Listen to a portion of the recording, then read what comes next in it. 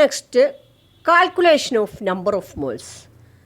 നമ്മൾ മോൾ കോൺസെപ്റ്റിൽ കുറച്ച് കാര്യങ്ങളെ പഠിച്ചിട്ടുള്ളൂ.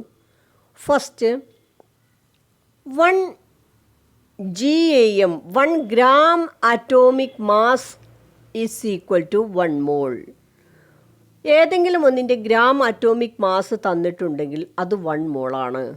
അതേപോലെ 1 ഗ്രാം മോളിക്കുലാർ മാസ് തന്നിട്ടുണ്ടെങ്കിൽ അതും 1 മോളാണ്.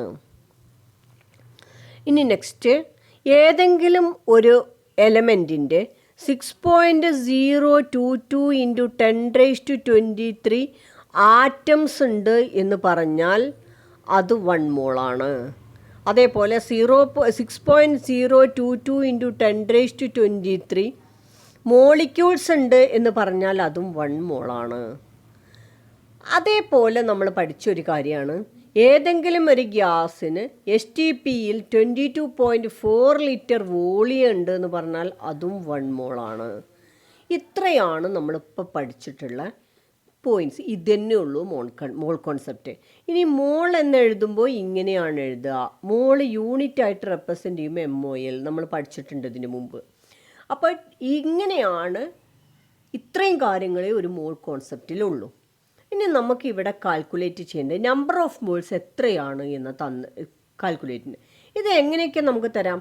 ചിലപ്പോൾ ഗ്രാമിൽ തരും ഒരു സബ്സ്റ്റൻസിൻ്റെ എമൗണ്ട്, അല്ലെങ്കിലോ നമ്പർ ഇത്രയും നമ്പറാണ് എന്ന് പറയും, അല്ലെങ്കിൽ എന്ത് പറയും, ലിറ്ററിലാണ് ഇത്രയും ലിറ്റർ ഉണ്ടെന്ന് പറയും. ഈ 3 മെഷർമെൻറ്റിലാണ്, യൂണിറ്റുകളിലാണ് നമുക്ക് എമൗണ്ട് ഓഫ് സബ്സ്റ്റൻസ് തരിക.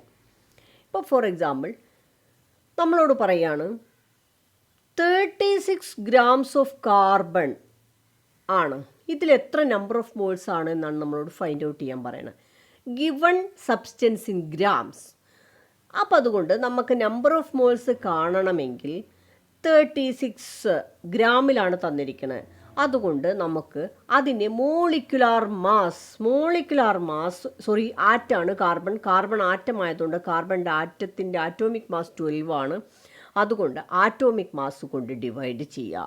അപ്പം നമുക്ക് 3 എന്ന ആൻസർ കിട്ടും. അതുകൊണ്ട് ഇതിൽ അടങ്ങിയിരിക്കുന്ന നമ്പർ ഓഫ് മോൾസ് എത്രയാണ്?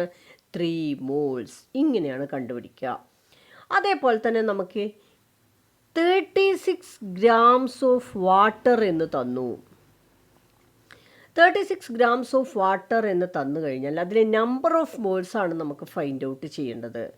നമ്പർ ഓഫ് മോൾസ് നമുക്കറിയാം 36 ആണ് തന്നിട്ടുള്ള ഗ്രാം. വാട്ടറിൻ്റെ മോളിക്കുലാർ മാസ് എന്ന് പറയുന്നത് 18 ആണ്. അതുകൊണ്ട് നമുക്ക് കിട്ടുന്ന ആൻസർ 2 ആയിരിക്കും. 2 മോൾസ് ആണ് എന്ന് കിട്ടി. അപ്പോൾ ഫസ്റ്റ് 36 ഗ്രാം കാർബൺ എന്ന് പറഞ്ഞാൽ ആ കാർബൺ ഗ്രാമിനെ അതിൻ്റെ ആറ്റോമിക് മാസ് ആയിട്ടുള്ള 12 കൊണ്ട് ഡിവൈഡ് ചെയ്ത് കഴിഞ്ഞാൽ നമുക്ക് നമ്പർ ഓഫ് മോൾസ് കിട്ടും. 36 grams വാട്ടർ എന്ന് പറഞ്ഞാൽ അതിൻ്റെ മോളിക്കുലാർ മാസ് എത്രയാണോ അതുകൊണ്ട് ഡിവൈഡ് ചെയ്താൽ നമ്പർ ഓഫ് മോൾസ് കിട്ടും. ഇതാണ് ഗ്രാമിൽ നമുക്ക് സബ്സ്റ്റൻസിൻ്റെ എമൗണ്ട് തന്നിട്ടുണ്ടെങ്കിൽ നമ്പർ ഓഫ് മോൾസ് കാൽക്കുലേറ്റ് ചെയ്യാനുള്ള വഴി. ഇനി നമ്പർ ഓഫ് പാർട്ടിക്കിൾസ് ആണ് തന്നത്. ഇപ്പം നമ്മളോട് പറഞ്ഞു എത്രയുടെ എമൗണ്ട്, ഇപ്പം 18.2234 × 10⁻53 നമ്പർ ഓഫ് പാർട്ടിക്കിൾസ് ഉണ്ട് എന്ന് പറഞ്ഞു ഹൈഡ്രജൻ ഗ്യാസിൽ എന്ന് പറഞ്ഞു. ഇതിലുള്ള നമ്പർ ഓഫ് മോൾസ് ആണ് നമ്മളോട് കാൽക്കുലേറ്റ് ചെയ്യുക. ഗ്രാമിലാണെങ്കിൽ കുഴപ്പമില്ല, എന്ത് ചെയ്താൽ മതി, ഡിവൈഡ് ചെയ്താൽ മതി 1 വെച്ചിട്ട്.